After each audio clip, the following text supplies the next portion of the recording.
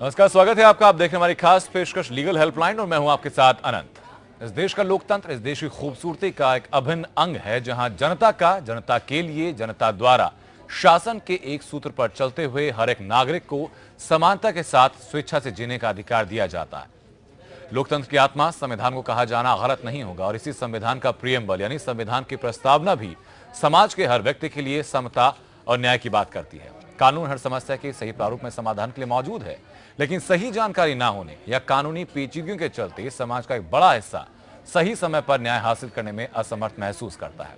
और इसी अंतर को खत्म करने के लिए इंडिया लीगल रिसर्च फाउंडेशन के इनिशिएटिव लीगल हेल्पलाइन में हम लोग यहाँ मौजूद हैं, आपकी हर कानूनी समस्या में आपकी बेहतर सहायता के लिए। और आज जिस विषय पर आपके सामने बात करने के लिए है वो है आरोपी के क्या कानूनी अधिकार हैं। इसके साथ ही अगर आप किसी और तरह की कानूनी समस्या से भी जूझ रहे हैं, कोई और समस्या आपके जहन में है, तो भी आप हमारे साथ जुड़कर इस खास कार्यक्रम के माध्यम से अपना सीधा सवाल हम तक कर सकते हैं। और हमारी कोशिश ये रहेगी कि बेहतर और निःशुल्क कानूनी सहायता आप लोगों तक पहुंचाई जाए। हमारे नंबर्स लगातार आपकी स्क्रीन पर फ्लैश हो रहे हैं। नंबर पर फोन करके आप सीधे हम तक जुड़ सकते हैं और बेहतर कानूनी सहायता प्राप्त कर सकते हैं। आज का जो विषय है हमारा है वो यही है कि आरोपी के क्या कानूनी अधिकार है।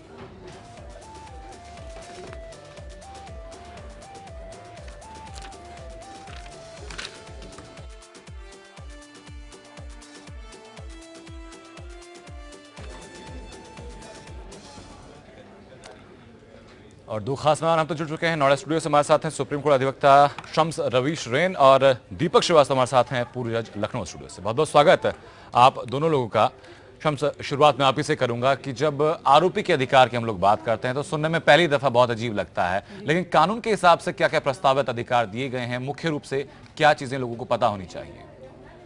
मुख्य रूप से ये तो सबसे पहले पता होना चाहिए कि बेल आपका एक राइट है जी। मैं तिहाड़ जेल भी जाती हूँ ट्वाइस अ वीक, तो मुझे ये पता चलता है वहाँ पे सब कहते हैं कि मुझे बस उठाया, कोर्ट के सामने पेश किया और मुझे लेकर आ गए। ऐसे नहीं होता। अगर उन्होंने ऐसे पेश किया, आपका कोई फैमिली मेंबर हो, आपके पास राइट है उसी वक्त भी बेल फाइल करने का। अब आपका बेलेबल ऑफेंस है या फिर नॉन बेलेबल ऑफेंस है। बेलेबल ऑफेंस वो होते जो कम हीनियस होते हैं, नॉन बेलेबल वो हो गए जो कि हीनियस हो गए। बेलेबल अब वो है जो आपको इंस्टेंटली भी जो आईओ होता है, इन्वेस्टिगेटिंग ऑफिसर होता है, उसके पास पावर है कि वो आपको बेल देन एंड देयर दे दे। नॉन बेलेबल्स जो होते हैं उसमें कोर्ट के पास पावर है जी। तो अब आप जा रहे हैं, आपको पकड़ा है, आपको ग्राउंड नहीं मालूम है क्या है। पहला तो आपका ये है कि आपको ग्राउंड पता होना चाहिए कि आपको किस ग्राउंड पे आपको अंदर रखा है। फिर आपका मेडिकल हेल्थ अच्छा नहीं है, आपको कोई प्रॉब्लम है, जो भी आपका हेल्थ है, इस हेल्थ के ऊपर आप बेल मांग सकते हैं जी। टोटल दे आर बेल से पहले दीपक श्रीवास्तव जी, मैं आपसे जानना चाहूंगा कि जब किसी व्यक्ति को गिरफ्तार करने के लिए पुलिस वहां पर जाती है तो उस दौरान उस व्यक्ति के क्या अधिकार होते हैं? क्या वहां पर वारंट होना बहुत जरूरी होता है? अगर वारंट जरूरी नहीं है तो फिर क्या प्रक्रिया होती है? किस स्तर के अधिकारी हैं जो गिरफ्तारी कर सकते हैं? दीपक जी। नहीं, देखिए, वारंट होना जरूरी नहीं है जी। वारंट के साथ तो भी गिरफ्तारी होती है और बिना वारंट के भी गिरफ्तारी हो सकती है जी। जब भी किसी अक्यूज की गिरफ्तारी की जाती है उस समय मुख्य रूप से अभियुक्त को यह पता होना चाहिए कि मेरे क्या कानूनी अधिकार हैं जी। तो उनको विशेष रूप से यह आता है कि एक अक्यूज को ये पता होना चाहिए कि मुझे क्यों गिरफ्तार किया जा रहा है। अगर विदाउट वारंट गिरफ्तार किया जा रहा है तो उस अवस्था में तो वो ये देखेंगे, उनको बताएंगे कि आपको फला फला आपके खिलाफ मुकदमा दर्ज हुआ है, फला फला धाराएं हैं जिनके अंतर्गत आपकी गिरफ्तारी की जा रही है जी। अब सपोज कीजिए कि आपको वारंट के गिरफ्तार किया जा रहा है, तो वारंट पे गिरफ्तार करने के लिए जो वारंट के अंदर लिखा रहता है, जिस कोर्ट से वारंट जारी होता है जी। और क्या क्या उसमें लिखा हुआ है ये उसको बताया जाता है जी। साथ ही उनको ये भी बताना जरूरी होता है, जैसा कि अभी मुझसे पूर्व उन्होंने कहा कि आपके पास बेल का अधिकार है, आपको बेल की एप्लीकेशन दे सकते हैं, बेलेबल या नॉन बेलेबल ऑफेंस जैसा भी होता है जी। सबसे इम्पोर्टेंट ये है कि मुलजिम को जब भी गिरफ्तार किया जाता है तो उसे तुरंत ही जो भी इलाका का मजिस्ट्रेट होता है वहाँ पे पेश करना होता है जी। और इसके लिए मतलब कानून में सीआरपीसी में भी प्रावधान किए गए हैं और कॉन्स्टिट्यूशनल प्रोविजंस भी हैं आर्टिकल 22 में कि 24 घंटे के अंदर पेश कर दिया जाना चाहिए जी, एक्सक्लूडिंग द जर्नी टाइम जी। ठीक है, 24 घंटे का वक्त दीपक जी जरूर है, लेकिन अगर ऐसा होता है कि उस 24 घंटे के भीतर जिस व्यक्ति को गिरफ्तार किया गया, क्या उसके पास ये अधिकार रहता है कि अपने लॉयर से कांटेक्ट कर सके या फिर उसके फैमिली में किसी व्यक्ति को इन्फॉर्म करना अगर हो तो वो कैसे कर सकता है फिर? हाँ, इस संबंध में भी प्रोविजंस हैं जी। हमारे ऑनरेबल सुप्रीम कोर्ट ने इसमें डीके बसु का एक केस हुआ था जिसमें कि उन्होंने 2013 में आकर के ये कहा था कि जब भी किसी व्यक्ति को गिरफ्तार किया जाए जी, तो उसको गिरफ्तारी के वक्त ही एक मेमो तैयार किया जाना चाहिए जी, और उसको गिरफ्तारी के पूरे कारण बताए जाने चाहिए। ये आर्टिकल 22 में भी प्रोविजन दिया हुआ कॉन्स्टिट्यूशन के जी। तो जब आप उनको ये बता देते हैं कि आपको ये गिरफ्तारी के किस किस आधार पे गिरफ्तार किया जा रहा है, क्यों किया जा रहा है जी, तो साथ ही साथ आप उस संबंध में अपनी अगली कार्रवाई कर सकते हैं। और उसी में ये प्रावधान है कि उसको अपने लीगल एडवोकेट से कंसल्ट करने का अधिकार भी होता है। और अगर वो नहीं कर सकता है तो वो कहता है कि मुझको सब लीगल एड से मदद दिला दी जाए, तब उनको लीगल एड से मदद दिला दी जाती है उस तरीके से जी। तो वो दोनों ही अधिकार उनके पास हैं, उनको जो प्राप्त होते हैं जी। ठीक है, मिस्टर इन, मैं आपसे जानना चाहूंगा कि क्या महिलाओं के लिए के संदर्भ में और पुरुषों के संदर्भ में कुछ अलग अलग स्पेसिफिकेशन गाइडलाइंस है गिरफ्तारी के वक्त की? जी हाँ, अगर सुबह 6 और शाम के 6 के बीच में ही आप एक फीमेल को जेल में अगर आपको लेके जाना है तो आप उसको तभी ले जा सकते हैं। 6 के बाद आप एक औरत को लेके नहीं जा सकते जी। एक तो ये है पॉइंट। दूसरा ये कि अगर वो प्रेग्नेंट है तो उसको फुल प्रिकॉशन दे के आप उसको मारपीट, ये वैसे तो आप मारपीट किसी के साथ भी नहीं कर सकते, लेकिन अगर आप कोई फीमेल जाने के लिए तैयार नहीं है और स्पेसिफिक रीजन है वो अपने आप को रोक रही है, तो आप प्रेग्नेंट लेडी को तो आप खास तौर से बिल्कुल प्रिकॉशन देकर आप उसको लेके जाएंगे जी। ये कुछ स्पेसिफिक है, अदरवाइज बाकी सारा कुछ सेम है, मेल और फीमेल के लिए सारा कुछ ही सेम है। ठीक है, दीपक से मैं आपसे जानना चाहूंगा कि मेडिकल जांच को लेकर भी आरोपी को अधिकार रहते हैं कि जिसको उसको गिरफ्तार किया जाता है और उस समय तक कि जब तक उसको जज के सामने प्रस्तुत किया जाए, इस बीच में मेडिकल जांच होनी भी क्या आवश्यक होती है? इसमें सेक्शन 54 हमारे सीआरपीसी में ये प्रावधानित किया गया है जी। अगर किसी एक्यूज को जब गिरफ्तार किया जाता है तो वो इस संदर्भ में वहां पे ये कह सकता है कि मेरा मेडिकल कराया जाए जी, और वो मेडिकल कराने के लिए फिर जो भी अरेस्टिंग अफसर होते हैं वो बाध्य होते हैं जी। ऑनरेबल सुप्रीम कोर्ट ने भी डीके बसु के केस में ये कहा था कि अगर कोई व्यक्ति ये कहता है कि भाई मुझको ये चोटें हैं, मेरी ये चोटें नोट कर दी जाए, चाहे किसी भी वजह से वो चोटें आई हों, ये जरूरी नहीं है कि उसको पुलिस ने ही चोटें पहुंचाई हैं, बट अगर वो ये कहता है कि मेरा जो मेमो तैयार किया जा रहा है, अरेस्ट मेमो, उसमें मेरी चोटों को किया जाए, अंकित किया जाए, तो वो करना बाध्यकारी है और उसको उस समय वहां पर लिखा जाता है और उसको मेंशन किया जाता है, और अगर वो काम मेडिकल कराने के लिए कहता है तो उसका मेडिकल कराया जाता है। जो आपने ये पूछा कि वैसे जब जेल में अगर उसको लॉन्च करते हैं ले जा करके जी, तो वो जेल में ले जाने के पहले उनका मेडिकल जेल में ही होता है, क्योंकि जब तक मजिस्ट्रेट के समक्ष पेश नहीं हो जाते हैं तब तक आप किसी मुलजिम को जेल नहीं ले जा सकते हैं जी। आपको उस व्यक्ति को थाने पे ही रखना पड़ेगा अपनी कस्टडी में, ठीक है, तो उसकी रिक्वेस्ट पे वहाँ मेडिकल होता है जी। सर, जो मेमो के बारे में आपने बात की थी, अब ग्राउंड रियलिटी की अगर हम लोग बात करते हैं तो रिपोर्टिंग के दौरान ऐसे केसेस भी सामने आए हैं कि किसी व्यक्ति को पुलिस ने अरेस्ट कर लिया है, लेकिन चूंकि जिसने शिकायत दर्ज कराई है उसके इन्फ्लुएंस के चलते या किसी और प्रेशर के चलते मेमो फिल नहीं किया जाता, मेमो वक्त पर नहीं दाखिल किया जाता है, तो ऐसे संबंध में जो आरोपी है वो उसको और प्रताड़ित किया जाता है, तो इस स्थिति में क्या अधिकार उसके पास रह जाते हैं?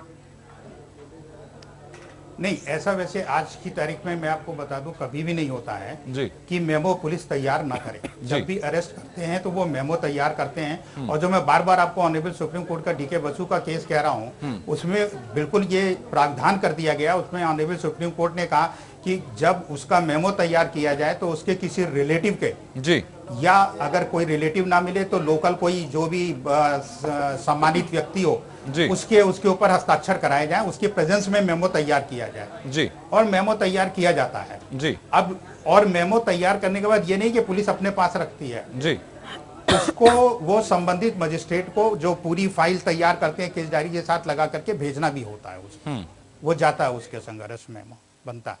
ठीक है, शम्स रवीश, आपके पास मैं आऊँगा इस चीज़ को लेकर कि अगर मेमो तैयार करने में थोड़ा डिले होता है या फिर पुलिस के अरेस्ट के बाद घर वालों को उनसे मिलने नहीं दिया जाता, तो परिवार वालों के पास क्या अधिकार रहते हैं कि कैसे वो उस व्यक्ति से मिल सके? क्या कोर्ट के थ्रू कोई रास्ता बनता है? जी हाँ, बिल्कुल कोर्ट के थ्रू बनता है। आप एक हाईकोर्ट में आप रिट डाल सकते हैं कि जहाँ पर क्योंकि अगर मेमो नहीं क्रिएट हुआ है, जो एक प्रोसीजर ही है कि फर्स्ट स्टेप वो है और वो चीज नहीं हुआ, मतलब आप उसको दिखा ही नहीं रहे कि आपने उसको पकड़ा है। जब नहीं दिखा रहे मतलब फिर वो इलीगल हो गया। अगर वो इलीगल है तो आप सबसे पहले आप रिट में आप जाइए हाईकोर्ट में। तो हाईकोर्ट में आप रिट पे आप जाएंगे, सारा उसमें आप डालिए कि कौन से जेल में कहाँ से पकड़ा, क्या है, क्योंकि अब तक आपका कोई मेमो तो क्रिएट नहीं हुआ है। तो थ्रू हाई कोर्ट आप अपने पर्सन से आप मिल भी सकते हैं।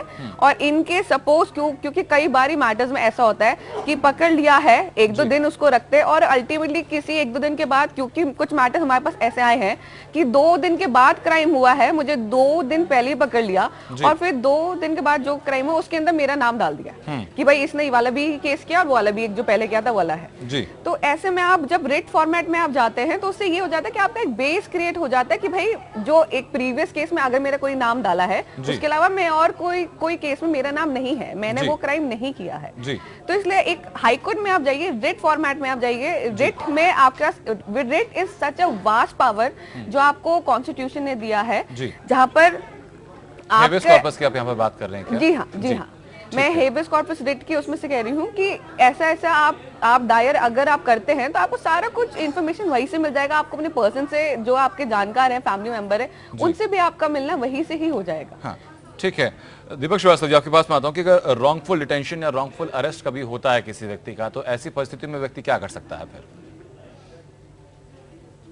रॉन्गफुल अरेस्ट या रॉन्गफुल डिटेंशन अगर किसी व्यक्ति का होता है तो उसके पास वही रिट का जो अभी बताया आपको कि हेबियस कॉर्पस के रिट करने का राइट होता है। Then they can move a writ to the honourable high court और वो वहाँ पे उन सारी चीज़ों को रखा जाएगा कि हमको बिना किसी आधार के या बिना गलत तरीके से गिरफ्तार किया गया है। तो वो वहाँ पे हेबियस कॉर्पस के रिट फाइल करते हैं। लेकिन सर, अगर किसी व्यक्ति के साथ ये रॉन्गफुल डिटेंशन, रॉन्गफुल अरेस्ट होता है तो सामाजिक मान प्रतिष्ठा का हनन भी होता है, मानसिक प्रताड़ना भी होती है, तो क्या उसके लिए वो क्लेम कर सकता है डिपार्टमेंट के ऊपर या फिर जांच की मांग कर सके आखिरकार किन कारणों के तहत उसको अरेस्ट किया गया?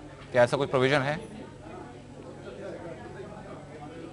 अब ये लीगल एड में ये सब प्रोविजंस किए गए हैं उसमें, जिसमें आते हैं जहाँ पे आप जा सकते हैं। अदरवाइज जब रिट में होता है तो रिट में इस इशू को उठाते हैं वो कि साहब हमारा रॉन्गफुल डिटेंशन किया गया, हमको डैमेजेस दिलाए जाएं या अन्य किसी बिंदु को उठाया जाता है, तो वहाँ पे कोर्ट उस संदर्भ में आदेश कर सकती है और जो संबंधित कर्मचारी होते हैं, जो पुलिस कर्मचारी हैं, उनके खिलाफ कार्रवाई का भी आदेश कर सकते हैं कि इस तरीके से गलत क्यों किया गया, चाहे वो डिपार्टमेंटल हो चाहे अन्य प्रकार से हो। इस संदर्भ में भी ऑनरेबल कोर्ट्स ऑर्डर कर सकती है। जी, ठीक है। शम्स रवीश, जो शुरुआत में आपने बेल की बात की थी कि बेल आपका एक अधिकार होता है, तो बेल अगर किन परिस्थितियों में होती है? क्योंकि हम ये देखते हैं कई दफा बेल थाने से भी मिल जाती है, कई दफा बेल आपको कोर्ट से मिलती है, तो दोनों में डिफरेंस क्या होता है? कौन से केसेस होते हैं जो थाने से बेल मिल जाती है और फिर कैसे? देखिए, पहले तो मैं ये बताऊं कि कितने प्रकार के बेल्स होते हैं। टोटल 4 प्रकार के बेल होते हैं। एक होता है बेल, एक होता है टेम्परेरी बेल जिसको इंटरिम बेल बोला जाता है, एक होता है ट्रांजिट बेल और एक होता है एंटीसिपेटरी बेल। तो अब आपने जो पूछा कि कहाँ एक जो कोर्ट से मिलता है और जो वैसे मिलता है, तो जो नॉन बेलेबल ऑफेंस होते हैं वो होते हैं जो हीनियस ऑफेंस होते हैं। वहां पर आपको आईओ आपका जो थाने से मिलता है बेल वो वाले नहीं है, वो आपको कोर्ट आपको देगा। जो थाने से मिलते हैं वो है जो कि पिटी ऑफेंसेस होते हैं, छोटा सा मारपीट का हो गया या पिक पॉकेटिंग हो गया, जो जिसके अंदर आपका वो बेलेबल ऑफेंस है। तो लाइक जो कार हल्का सा मार दिया है, दो इतना कोई मेजर लॉस नहीं हुआ है, नेग्लिजेंट ड्राइविंग में नहीं है, लेकिन थोड़ा बहुत हिट हुआ है, तो वो कुछ बेलेबल ऑफेंस होता है जो आपका वही कस्टडी से ही हो जाता है। कस्टडी से ही हो जाता है। ठीक है। इस वक्त मिर्जापुर से सीताराम हमारे दर्शकों से जुड़ चुके हैं। सीताराम, अपनी बात आप रखें, कैसे आपकी सहायता हम लोग कर सकते हैं? सर, हमारा जमीन का प्रॉब्लम है। जी बताएं सर। सर, हमें जब ये हमारा जमीन 6.5 बीघा जमीन है जी, और ये हमको रजिस्ट्री में मिली थी जी, रजिस्ट्री की जमीन है जी, और नक्शा का सर्वे करते समय 1 नंबर हमारा हटा के दूसरी जगह पे किए हैं जी। 4 बीघा का एक नंबर है, उसको हटा के दूसरी जगह पे कर दिए जी। और नक्शा का सर्वे में जगह नहीं चेंज होता, जब चकबंदी होती है तब जगह चेंज होता है। और दूसरे को हमारे जमीन पे कब्जा कराती है। वो हमने अपर जिला अधिकारी के यहाँ मुकदमा पेश किए हैं, लेकिन अपर जिला अधिकारी कोई बैठते ही नहीं, तारीख की तारीख पड़ती है बस। जी ठीक है सीताराम, आपके केस को बेहतर तरीके से समझने के लिए पूरे कागजात हम लोगों को देखने बहुत जरूरी हो जाते हैं। तो जो आपके नक्शे की बात जो आप कर रहे हैं और जो केस से संबंधित आपके कागजात हैं, वो तमाम चीजें पहले हम तक भेज दीजिएगा, उनकी कॉपी भेज दीजिएगा और उनको देखने के बाद हम लोग बेहतर स्थिति में होंगे, क्योंकि बेहतर सहायता आप लोगों की इस बारे में कर पाए। बहुत बहुत शुक्रिया आपका हम तक जुड़ने के लिए। इस वक्त राजस्थान से जितेंद्र हमारे दर्शक। जितेंद्र, अपनी बात आप रखें।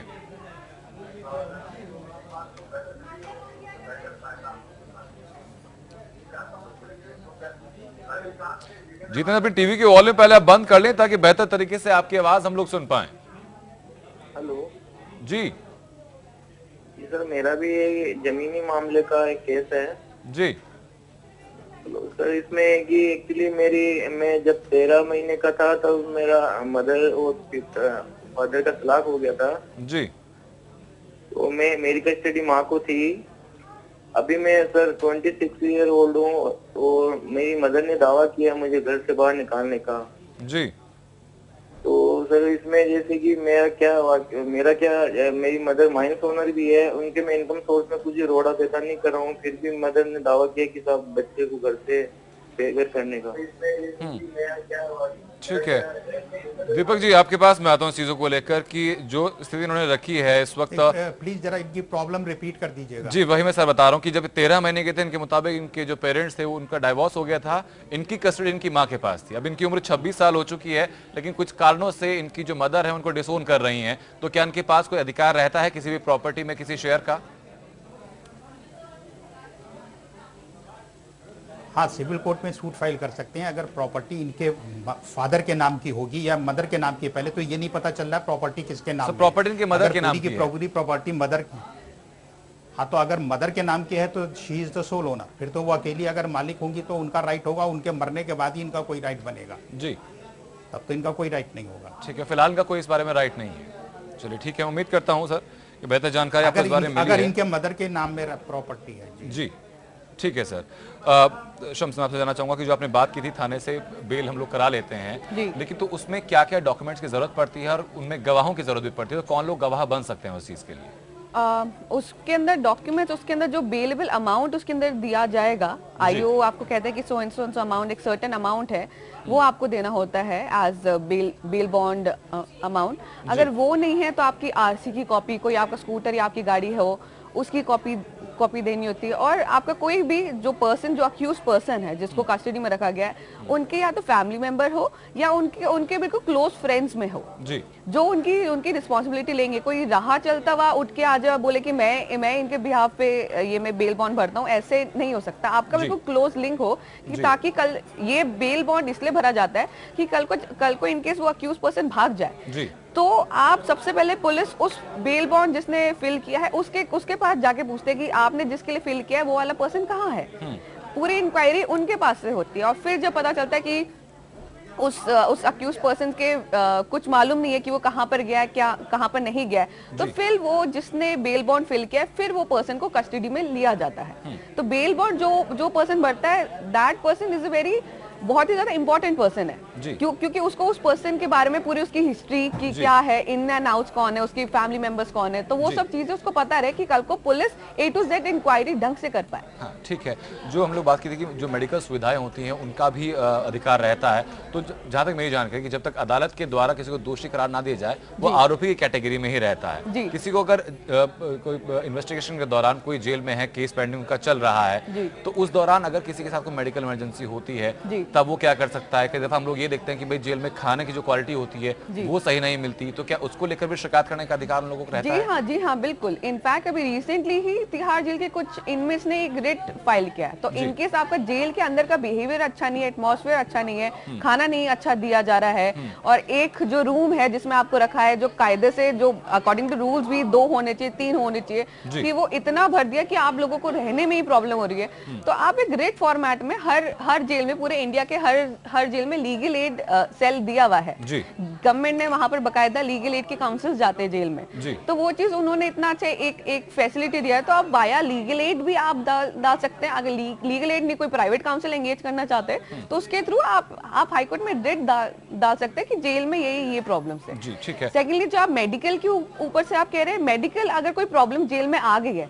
तो आपके पास इंटरिम बेल डालने का आपके पास एक राइट है। वैसे तो आपके पास रेगुलर बेल भी डालने का आपके पास राइट है, but in case regular bell में कोर्ट बोलता है कि जी आपका ये क्राइम हीनियस क्राइम है, हम आपको नहीं छोड़ेंगे, और आपकी जो प्रॉब्लम है, जो आपकी हेल्थ है इतनी ज्यादा खराब हो रही है, तो उस पे से आप इंटरिम बेल डाल सकते हैं। इंटरिम बेल एक सर्टेन पीरियड के लिए होता है, 2 महीने 3 महीने, कि उसमें आपका इलाज बाहर इलाज वो लोग ले सके इस चीज के लिए। ठीक है दीपक जी, एक क्वेश्चन हमारे पास आया था, वही सिचुएशन में आपसे जानना चाहूंगा कि व्यक्ति हैं जो कि इस वक्त जेल में है, लेकिन उनका कहना यह है कि अपने आप को बेगुनाह साबित करने के लिए सबूत जो हैं उनको उपलब्ध भी इन्वेस्टिगेशन के दौरान वही हेल्प कर सकते हैं, तो क्या ऐसी स्थिति में कोई प्रोविजन यहाँ रहता है कि कोई व्यक्ति जो है वो पुलिस की कस्टडी में ही सही या पुलिस की प्रोटेक्शन के तहत ही बाहर आ सके और इन्वेस्टिगेशन में हेल्प कर सके?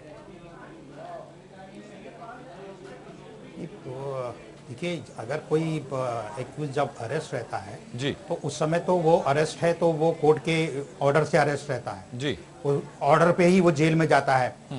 जब तक वो बेल आउट नहीं हो जाए तब तक बाहर नहीं आ सकता है जी। But during the investigation accused से भी पूछताछ की जाती है, उससे भी पूछा जाता है अगर वो कोई बात कहना चाहें। हालांकि ये भी एक एक्यूज का राइट है, राइट टू साइलेंस जी। ये कुछ जरूरी नहीं है कि एक्यूज बोले जी, क्योंकि उसके बोलने ना बोलने का अधिकार उसके पास सुरक्षित है। वो अपनी बात रख भी सकता है, अपनी बात नहीं रखना चाहता है तो कोई नहीं, उसके चुप रहने से ये नहीं माना जाएगा कि वो किसी बात को छिपा रहा है जी, या उसके खिलाफ पढ़ा जाएगा जी। लेकिन जो व्यक्ति जब ट्रायल चलता है तो ड्यूरिंग द ट्रायल एक स्टेज आती है जहां पे उसको अपने डिफेंस एविडेंस देने का मौका मिलता है जी।